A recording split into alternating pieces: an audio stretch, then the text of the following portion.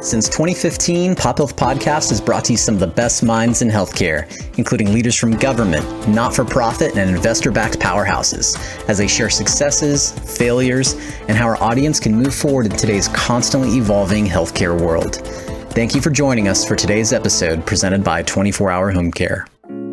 Hello, everyone, and welcome to another episode of Pop Health Podcast. I'm Gavin Ward, host of Pop Health Podcast. In today's episode, I had the opportunity to welcome returning guest Pam Foster and her colleague Allison Rose. Pam is the Vice President of Care Coordination, and Allison is the Network Director of Clinical Effectiveness, both serving at HonorHealth, a very prestigious health system headquartered in Scottsdale, Arizona, and serving the Scottsdale and Greater Phoenix areas. In today's episode, we learn a little bit about the efforts of HonorHealth over the years with transitions of care. And what in the world does Network Director of Clinical Effectiveness mean is what Allison jumps into as well. So we hope you enjoy today's episode with the HonorHealth leaders, Pam and Allison. And of course, to check out other episodes of Pop Health Podcast, check us out on our new YouTube channel, pophealthpodcast.com. And of course, you can find us on all the other channels out there as well, like Apple Podcasts, Stitcher, Spotify, etc. Thanks, guys. Enjoy the show. Allison and Pam, thank you so much for joining the show today. Thank you for having us with you. Yeah, absolutely. And for those of you that may recognize Pam from the show, she was actually a guest, I believe, back in 2016 when the show was in its infancy with a colleague of hers, Karen Van Aske. So we really appreciate you joining us today, Pam. But we're actually going to start with Allison, who's a first-time guest. And Allison, when we kick off our shows, we like to get to know the guest a little bit. So can you tell us something about yourself, maybe outside of your HonorHealth employment, maybe a fun fact, hobby, something like that? Sure. So thank you for having me. My name's Allison. I love gardening. So that was a really fun little tidbit about your friend with the YouTube channel. I recently just remodeled my backyard for a pool. So I've spent a lot of time swimming with my son and just really enjoying the weather this spring in Phoenix. So we're pretty lucky. It's been a nice spring. That is awesome. When did you complete the pool? It finished on Easter weekend. So we were able to do an inaugural swim on Easter. Okay, that is awesome. We're recording this at the very beginning of June. So folks, when you hear the show, it'll probably be towards the end of June. So it is a new pool. What a cool experience for you and your son. That's awesome. Does he know how to swim already? Oh, yes. Yeah, he's a fish. So luckily it's been a lot of fun. Nice. Awesome. Very cool. We'll enjoy the pool this summer. And of course, for you folks listening who may not be in Phoenix, I'm sure you're all aware, it is great place to have a pool. And Pam, how about you? A fun fact, hobby, something outside of your role at HonorHealth? Good. Well, I too like to garden, like to work outside in the yard and be outside as much as I can. Although in the summer in Arizona, that is a little bit difficult. But I really enjoy working with children with disabilities, children and adults. And so I volunteer on the weekends doing that. And I'm going to be participating in a camp here coming up in a couple of weeks. So I'm excited about that. That is awesome. May I ask, Pam, what was kind of your inspiration to first get involved with kids and adults with disabilities? Yeah, my son actually is 6 years old, and he has nonverbal autism, and so we've gotten plugged in with a lot of groups and wonderful people and friends and the whole community at large. So it's really heartwarming and rewarding, and so I really enjoy it. Yeah. Gives me a chance to spend time with him too. So, yeah. That is awesome. So when you do the camp, are you using some of your nursing background as well, or other types of volunteer role? Well, I'm a social worker actually by background. Yeah. Nope. That's okay. And so, sort of, but it's really, really kind of a different sort of approach and training and really just, meeting people where they're at and, having a great time and just giving them a little bit of assistance where they need it. But, it's just modifying and enjoying life. And yeah, it's been great. Very good. So let's jump back over to Allison. So Allison, you will have a nursing background, correct? Mm-hmm. That is correct. And your role, I believe, well, before we get to your role at HonorHealth today, tell us a little bit about your healthcare background and how you ended up at HonorHealth. Sure. So I am a nurse by background. I was an emergency nurse primarily when I did clinical nursing. I loved being a nurse, loved caring for patients at the bedside. And I really found a calling when I was involved in some process improvement in the emergency room to be able to provide more timely care. So we had patients waiting in the emergency room, waiting room for less time after we redesigned. So it really initiated in me a passion for process improvement and just really being able to identify patterns that could eliminate and reduce waste. So I got very interested in doing more of a business type of a background. So I do have a master's degree in health management. And my specific emphasis in that was health policy and process improvement. I moved after that master's degree. I started moving into roles in quality and moved into a critical care transport sector where we were working on behalf of health plans to do utilization management. We had certain parts of their systems delegated for medical and critical care transport, and I oversaw quality and utilization management. And just loved it. And so, but I realized in that particular environment where we were partnering with health plans, I really missed being able to interact face to face and by proxy with patients. So I really felt called to come back to the healthcare bedside type of environment. And HonorHealth had a position open up for a clinical quality improvement consultant. And so that's really when I said, I think this is my chance, and had the privilege of interviewing with Pam. And the rest is history. I feel like we've developed a really great partnership, and we've really been able to do some pretty remarkable work in the about 3 years that I've been with HonorHealth, and it's just been a joy. Wow. So you've been frontline in the ED. Now, when you did the critical care transport, did you ever get up in the plane or anything like that yourself, or? Yeah, I did. So I will say, we did primarily fixed wing, some rotor. We did a lot of moving patients back and forth between different modes of transport so that we had better utilization for services. But I did fly, and it's a different world when you're flying on private airplanes. And truly, it's you become very autonomous. And so when you are on an airplane with you and a paramedic and a patient, it's the two of you to really care for that patient. And so there's, one time in particular I have in mind, we had a very sick patient, quadriplegic on a vent, and he started having trouble breathing while we were in the air. So, lots of trying to manage the vent settings, trying to make sure that he's comfortable and really making sure that we're managing the landing. Altitude is a big deal for patients when they're on ventilator or have respiratory conditions. So, when something goes wrong in the air, you're really on your own to know clinically what's most appropriate and how to help make sure that patient is safe. And so it can be very harrowing, but really rewarding when you see that you've gotten a patient somewhere that they really needed to go and will have the best outcome possible.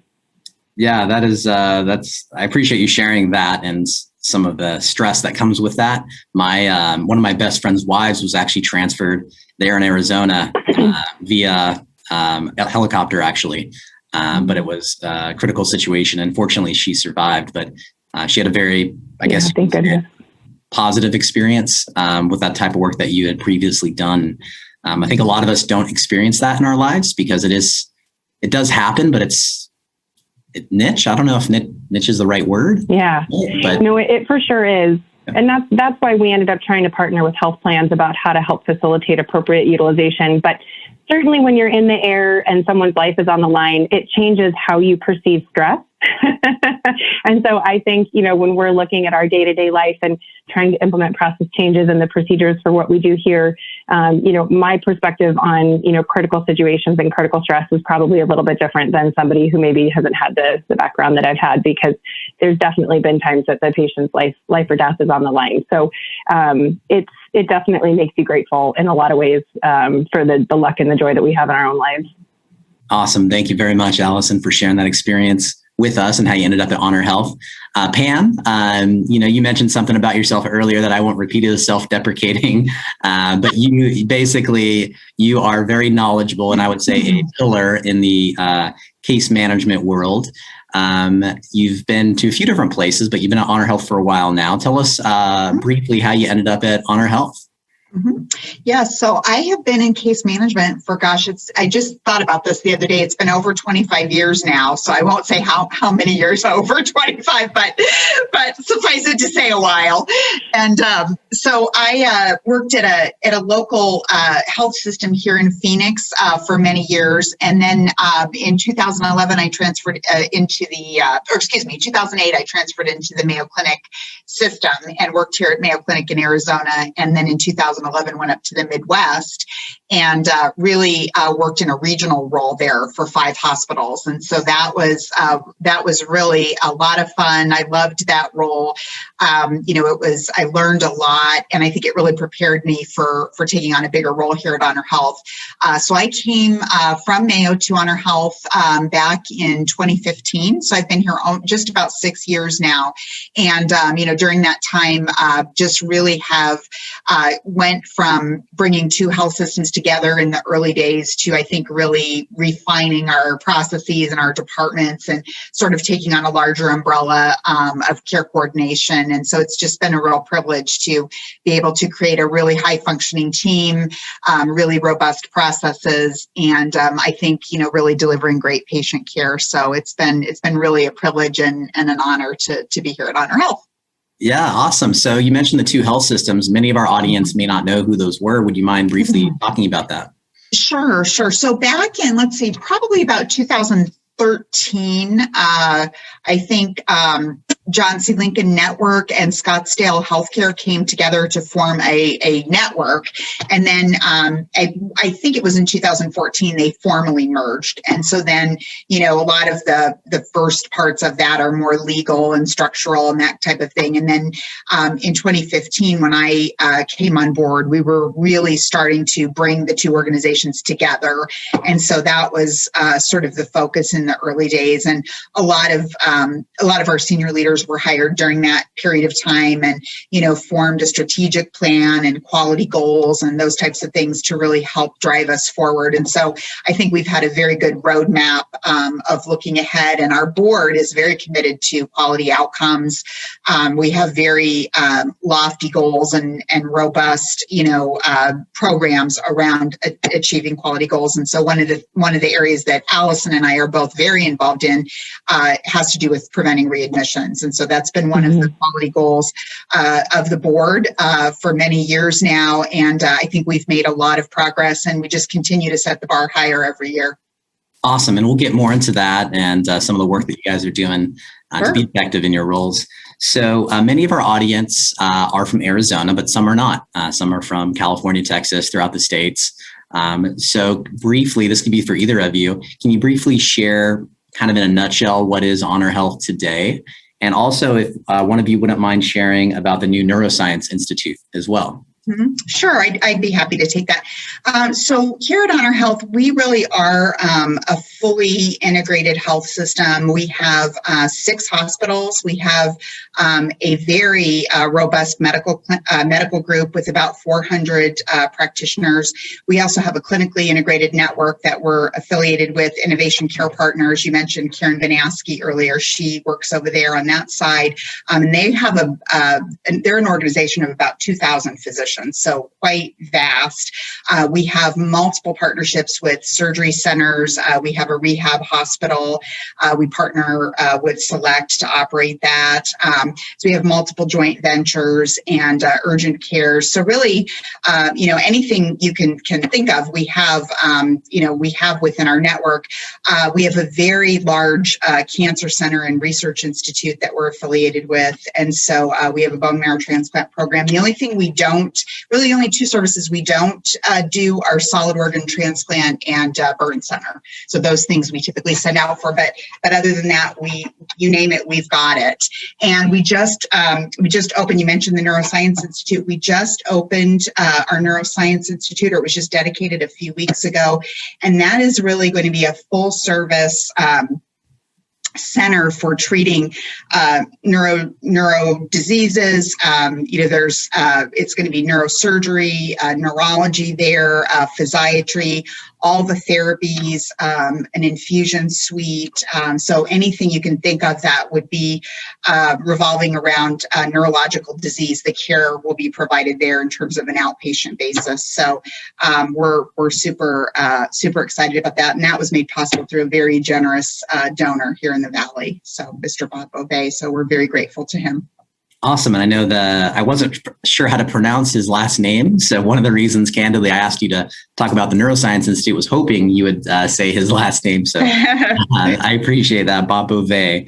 So let's drill down a little bit to what y'all are doing over there. And let's start with Allison. Allison, your role includes clinical effectiveness. Can you help us understand, what that means exactly for you and for HonorHealth? Sure. So I think, as Pam mentioned, it makes a little sense to just back up just a little bit. So when I first came to HonorHealth, I came as a clinical quality improvement consultant, and primarily my role was aimed at helping us identify opportunities to improve on our unplanned readmissions. And as we started to put together our strategic plan, as we started to get a little bit more evolved and mature in our programming, my bandwidth opened up, so my scope started to change a little bit. So in the end of 2019, what we did with my current role was sort of merge it into this role, which is Network Director of Clinical Effectiveness, where I still oversee much of the responsibility for the implementations and executions of our strategic plan for readmissions. But also what we look at with clinical effectiveness is really looking at a broader view of how we use continuous quality improvement in the organization to make sure that we're providing clinically appropriate and cost-effective care for patients.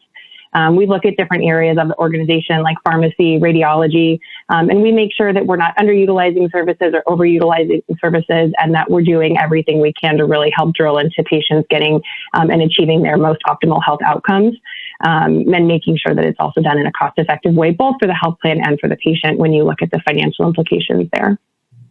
Wow, that is quite a lot, but you summed it up pretty well there. So, can you give us an example? Maybe, let's say someone that's listening in is new into their healthcare career, and they're listening, and they hear your role, and like, wow, that is a lot of.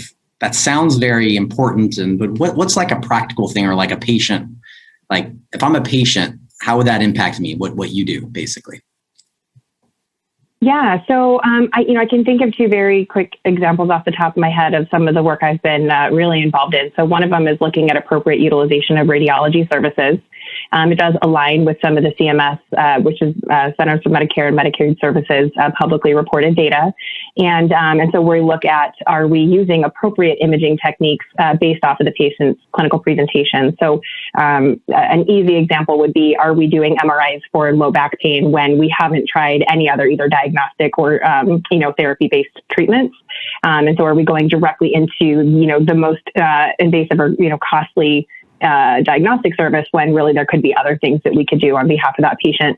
And again, because we're trying to look at the cost appropriateness and the value of the care that we're providing. And that goes for both the patient and the health plan. And so, really wanting to make sure that we're appropriately using services for radiology. We look at a lot with pharmacy too, which I think is really interesting. So obviously with, new medications that are developed on an ongoing basis, some of the medications that come through can be very costly. And so, we developed a pathway through utilization review on making sure that if we are using some of the most expensive medications that could leave, copay or coinsurance for a patient, or also be responsible for a health plan, that we really have evaluated and have an approval process along those lines to ensure it is the right option for that patient. So just a couple examples of things that we do. Going back to you, Pam. So, one thing you mentioned about HonorHealth earlier is just the great care. Well, you both obviously are, I'm sure, fans of your own system. But I have noticed, and Joey, my colleague who's on my day job is out there as our local director, has noticed that HonorHealth does have a stronger reputation than maybe some of the other systems. And Pam, you've been there, 6 years, I think is what you shared. And can you pinpoint like specific reasons as to why you guys have been able to have the quality and the acknowledgement that you've received? Mm-hmm. Sure. Well, I think, quality is very intentional, and it doesn't, I think there's a quote, it doesn't happen by accident, right? So I think we have from and I mentioned this earlier, but from our board, our senior leaders on down, quality is really driven into us, I think, in everything we do. And we have, very robust governance structures around the quality initiatives that we're pursuing. We have a lot of we have a best care council, which is really driven it's kind of our quality oversight body, but really drives a lot of the work that is being done. And so it's done in a very coordinated fashion, not haphazardly. So we've got sort of these overarching goals, and then, each service line in each department is responsible to really deliver on those goals. And we have, again, very, I think the governance structure around that has been very helpful. I think the other big factor in all of this is that, our physicians are very engaged in that. And so, we have our senior leaders really work very closely to collaborate with them and make sure that they're on board. And, we're not asking them to do anything that really they can't get on board with or support. And so that's been, I think, hugely helpful in driving quality. And then the last thing I will say, and this really, I think, became apparent during the COVID crisis, but I think one of the things that differentiates HonorHealth from maybe some of the other systems is our ability to work as a system.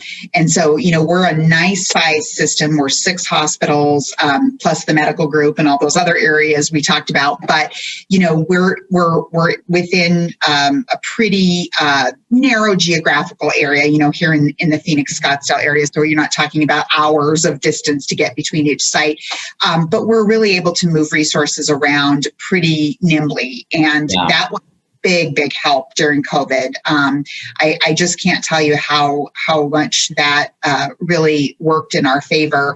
And, we've got, we use a daily management system. And so, each of the hospitals has, from the department levels to the C-suites at the hospitals, then, at 10 o'clock every morning, that rolls up to our corporate network senior leadership team, and problems get discussed and elevated there and then resolved very quickly. So our chief operating officer drives the outcomes and makes sure that, if there's an MRI machine broken at one of our sites, that it's getting fixed, and I mean, this morning it was an air conditioner somewhere, and so just constantly driving that so that we don't have barriers to care or safety issues for our patients. And so I think those things all really working together have made HonorHealth just a really a safe place to receive care, and just a great place to work, frankly.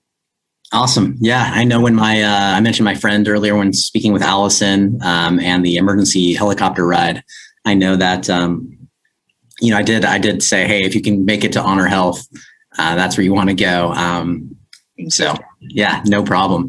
And there's good health systems out there. I mean, for those of you in Arizona that are listening that maybe work for a competitor, you guys, there's lots of good ones. So forgive me if you may have a different lens on that competitive edge there. So we mentioned readmission prevention, right? And so that's been a buzzword for almost a decade now.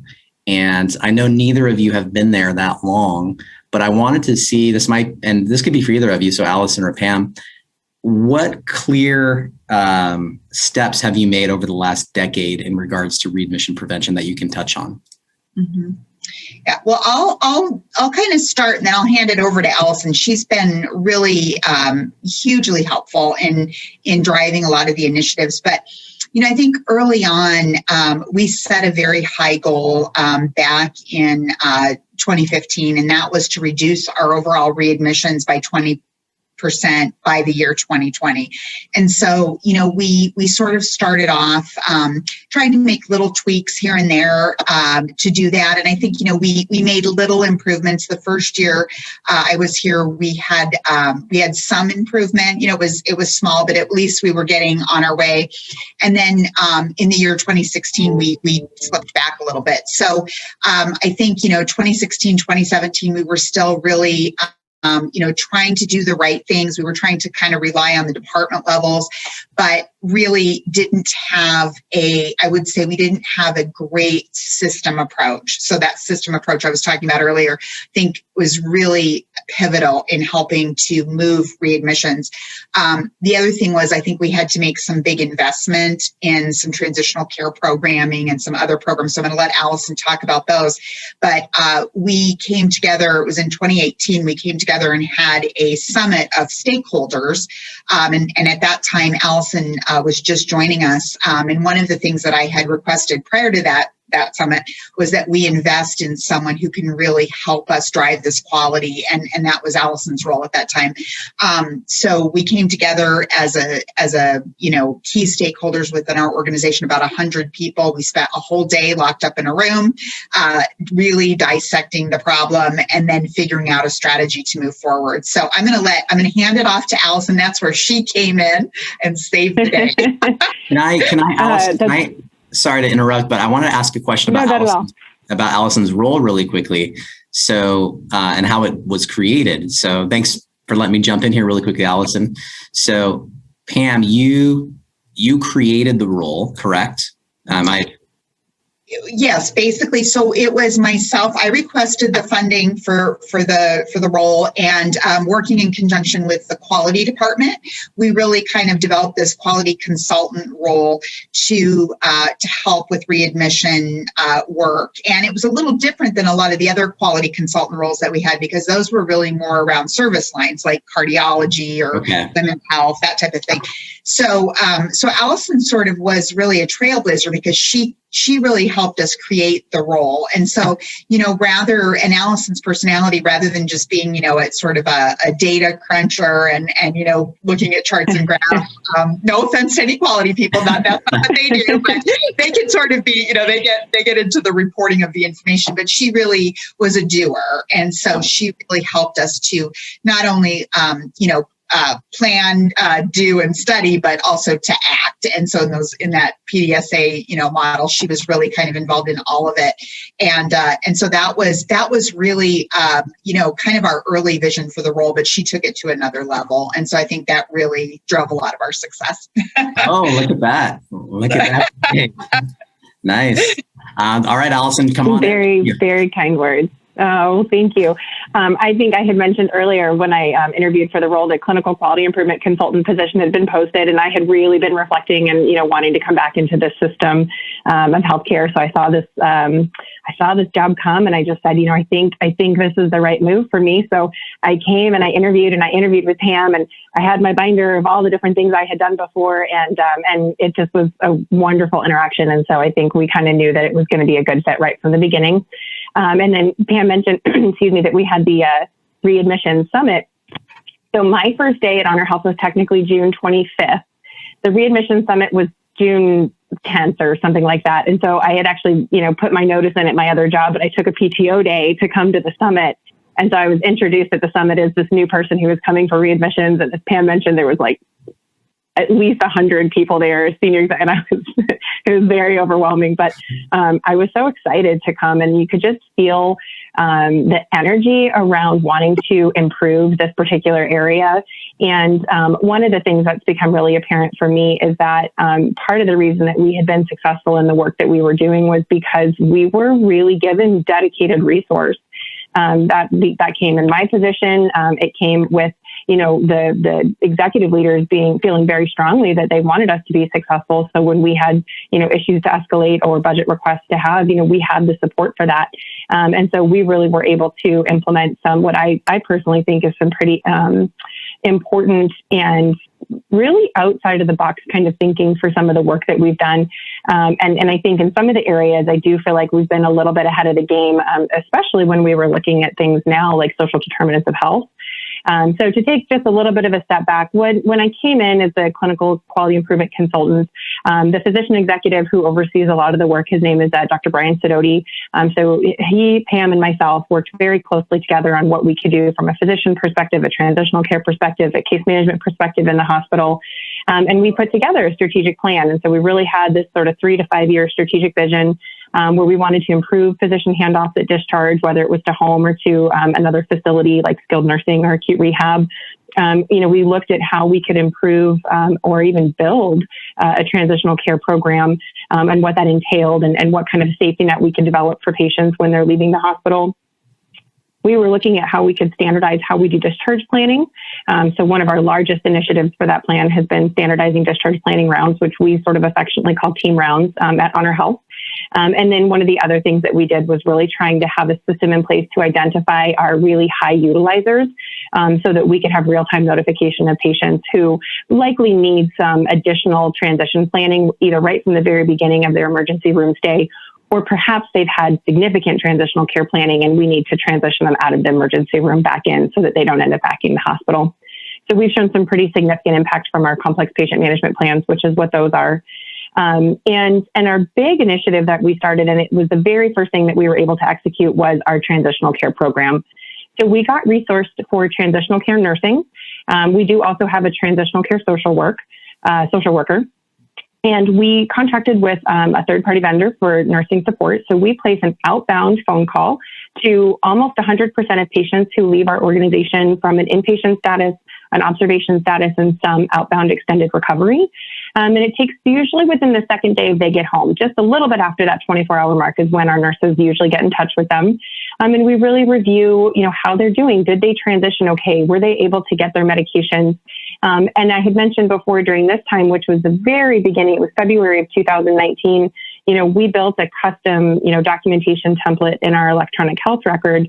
And we really started to review the social determinants of health. Do you have somebody to prepare your meals? Can you afford your meals? Do you have transportation to get to your appointments? And if not, we had resources available that we could help to be able to make sure that patients were able to connect in with those services. And we had different pathways set up so patients could then be connected with perhaps our medical group if they didn't have primary care, that we could connect them in with our federally qualified health plan, which is NOAA for us, if they were needing like a sliding scale type of a healthcare provider. And then we're also able to then connect in with our accountable care organization. And so in addition to all of that we were doing for outbound transitional care, really trying to just make sure we had a safety net for patients in that immediate post-discharge time period, we also opened up a nurse helpline. And so, on our after visit summary, which is our discharge instructions, it says, HonorHealth cares about you. If you need any assistance in your, post-discharge time period, please call this phone number. And so we have a nurse that's going to answer that line 24 hours a day, 7 days a week. And what we learned very early on from these calls was that if somebody's calling within the first 24 hours or so after being discharged, they've had a medication failure. It's either that the medication didn't get electronically delivered, that the medication was wrong, they can't afford it, it never got there, it went to the wrong pharmacy, just all sorts of various issues that you can imagine. And so what we ended up doing very soon after that, towards the end of 2019, we did get resourced for a transitional care pharmacist. So now, in addition to having transitional care nursing, social work, we also have pharmacy involved so that if you do have a patient who's experiencing medication-related problems, we can really connect them in with a resource to help prevent that so that they're just not ending up back in the emergency room and then potentially back and readmitted. So there's a lot I can talk about with that. I figured I'd ask Pam if there's anything else you think I missed with that one, because that was definitely our biggest and one of our most fun initiatives that we've done. You saw such an amazing impact to our patients. Yeah. I think you hit the highlights, so Allison, definitely. Cool. Yeah. Thanks, Allison. You really, you're put just like your earlier answer, there's a lot there that you're putting together in a nice bow for us. So for the audience, you probably picked up when Allison says resource, it basically means they're getting the budget, I guess, to hire for that role. In case you missed that, when I was in my 20s, I didn't know what that meant. But now I'm, so just in case you missed it for folks who are listening in, it's been cool to see HonorHealth and your story there, Allison, about how your transitional team has grown. So you have nursing, you have social work, you have pharmacy. So one thing you mentioned was for most of your patients, and I wanted to jump down to risk. So one of the questions I wanted to ask you was, and this is again for either of you, was about when HonorHealth or your teams are dealing with patients that you're at risk for.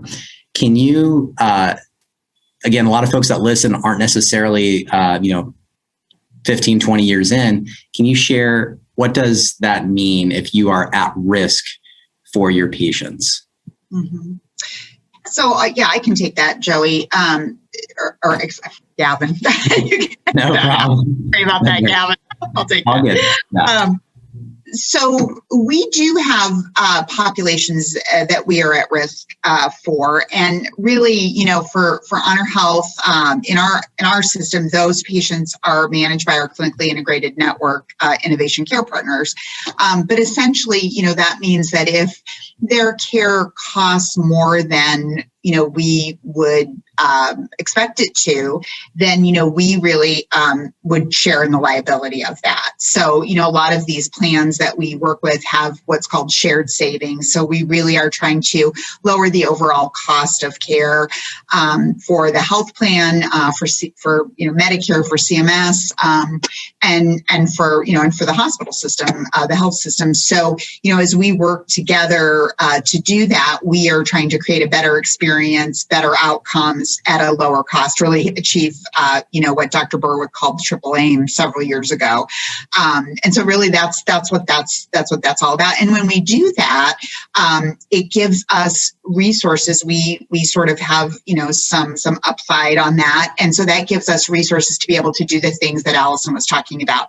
And a lot of, managing those at-risk populations really is involved with care coordination and providing care management programs to patients and families in their homes. And so really being able to create a wonderful experience for them.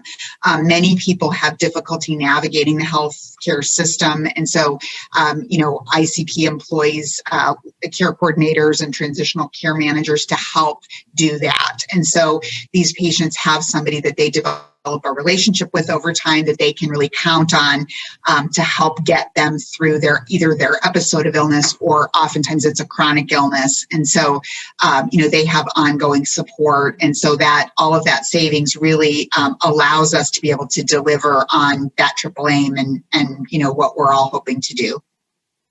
Awesome, Pam. I did not know what the triple aim meant a while back, so I appreciate you bringing that up again for our audience. And you probably heard of the quadruple aim. Have you heard of that? Have you heard anybody bring that up before?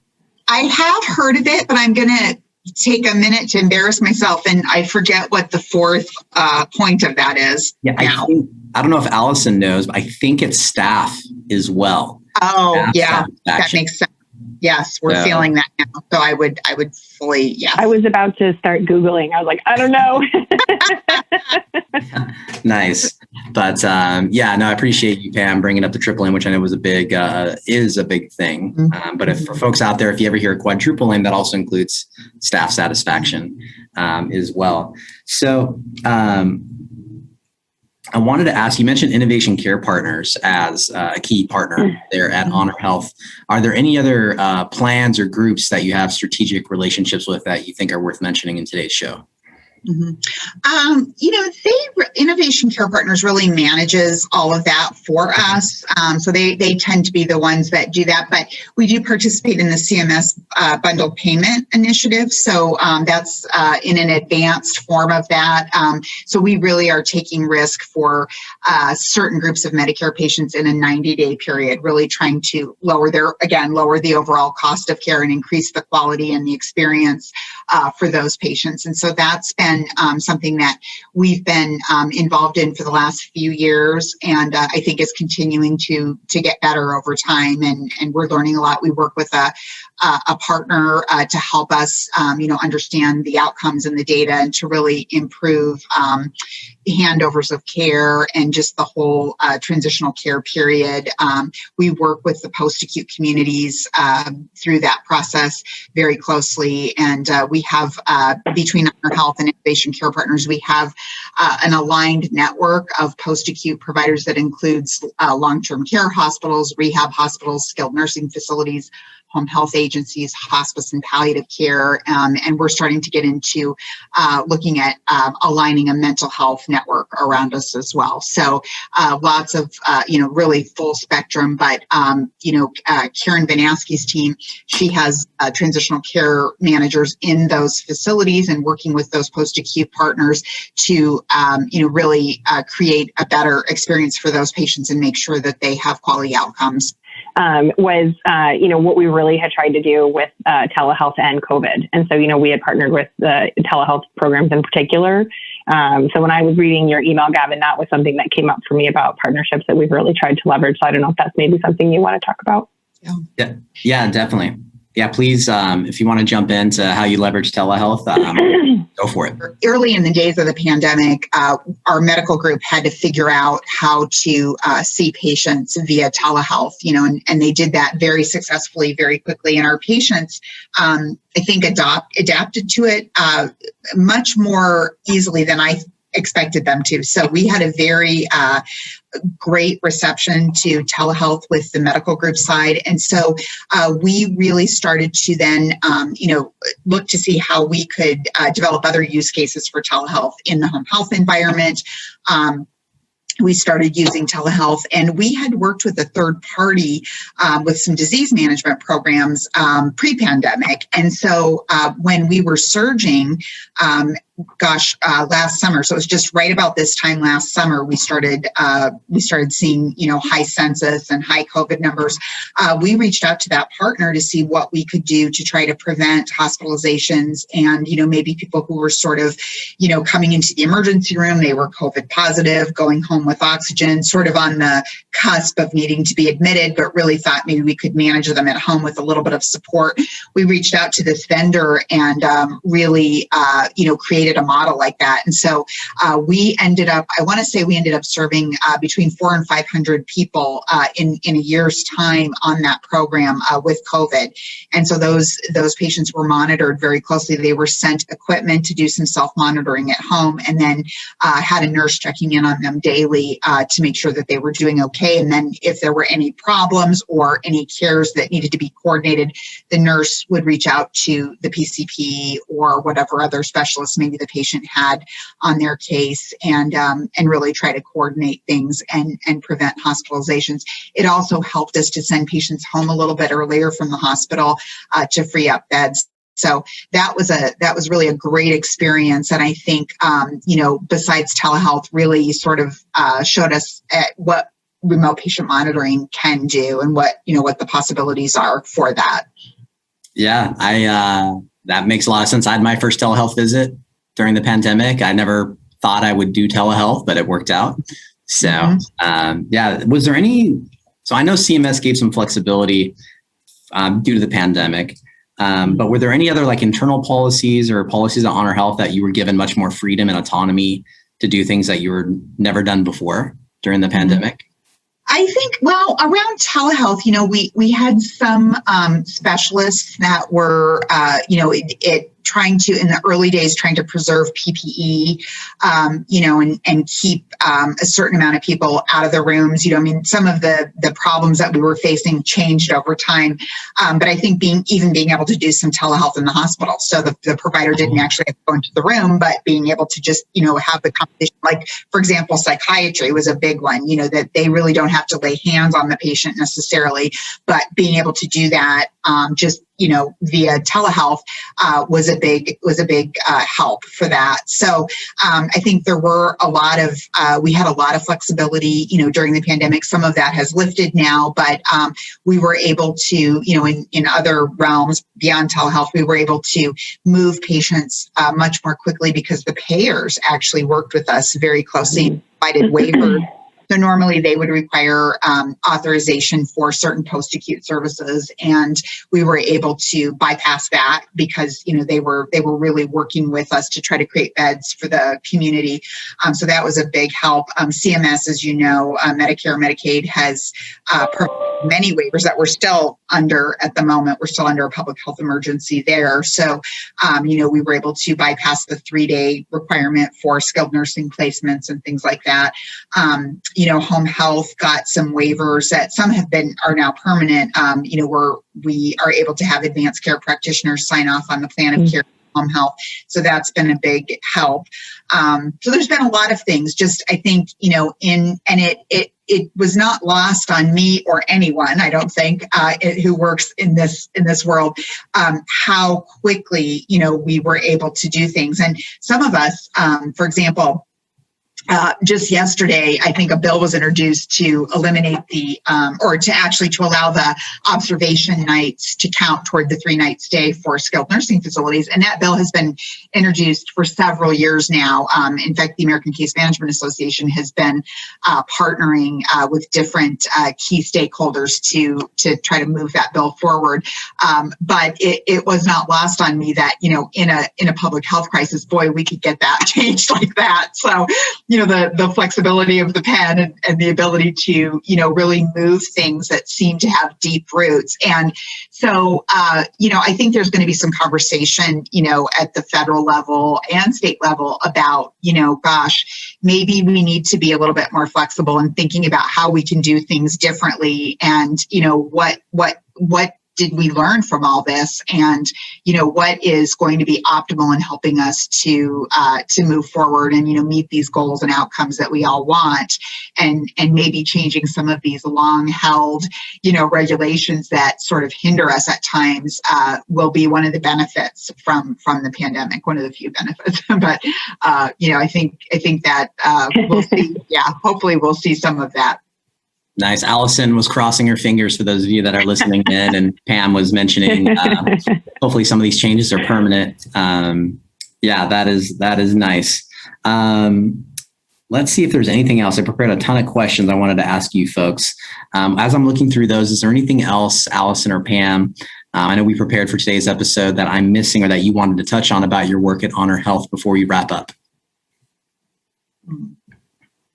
No, I feel like we've had a really good conversation, and I certainly appreciate the opportunity and the venue to talk about the great work that we've done, and really excited about what we have in store for us for the future. The COVID pandemic pushed us all to our limits for sure. I think we pivoted at the drop of a hat multiple times a day sometimes just to respond to the needs of our patients and the organization. So, I think we're feeling cautiously optimistic. I'm feeling cautiously optimistic that with vaccination rates up, that perhaps we wouldn't have additional surges like we'd had over the last year, which were very difficult to endure. I know Pam and I had some really long days in response to helping our organization help our patients.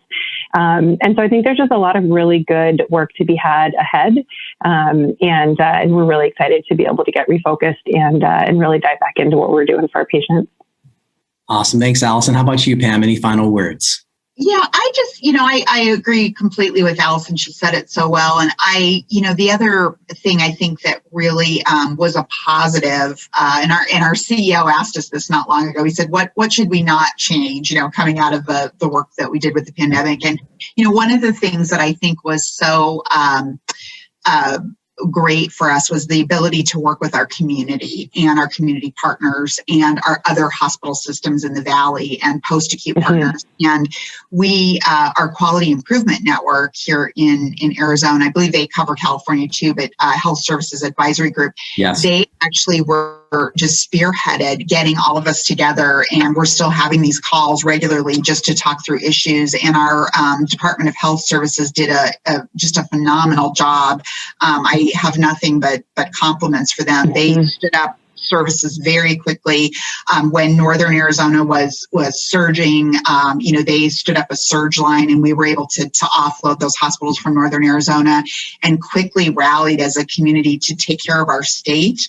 And so I just think that was just such a beautiful thing. And I know other states, earlier on in the pandemic didn't have that time to kind of figure that out. And we had a little bit of lead time to be able to do that. And so, I think just being able to work with other hospitals, just this week, we had a patient who needed to get some services from Banner, and I was just able to email a colleague over there. Literally within 30 seconds, she responded. We got it taken care of. I mean, it was just fantastic. Where, I think in years gone by, we would have something like that. We would have been entrenched in, for a number of days. Now we've got these great relationships. We're able to help meet the needs so much more quickly and cost effectively. And so I think that's one of the things that, I certainly hope will stay around for a while after the pandemic. And that's something that we can move forward. Those models of care, just building them a little more permanently, I think is really a positive. Yeah, no, great example there with Banner, Pam. they're a collaborator, but also a competitor in certain ways. And it's great to have those alliances with our competition. And I one of my favorite sayings is a common enemy brings us together, right? And in this case, the common enemy is COVID. Yep. So nice little shout out there to your competition, but a great organization as well. But I do want to thank both you, Pam and Allison. Great to meet you as well today. Appreciate both of you. Pleasure. Thank you.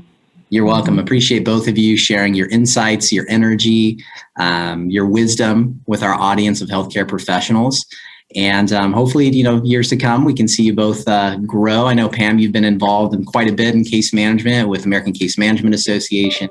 Allison, you've worn many hats already. I mean, my impression of you is you're a future leader. I mean, you're an up and comer for sure. So it's been great to have you both. Thank you for having us. Yeah, thank very you. Fun. Thanks everyone for tuning in to another episode of Pop Health Podcast. We hope you've enjoyed today's episode, and if you have and want to check out other episodes, visit us at pophealthpodcast.com, iTunes or Apple Music, Spotify, Stitcher, and now YouTube as well. Take care.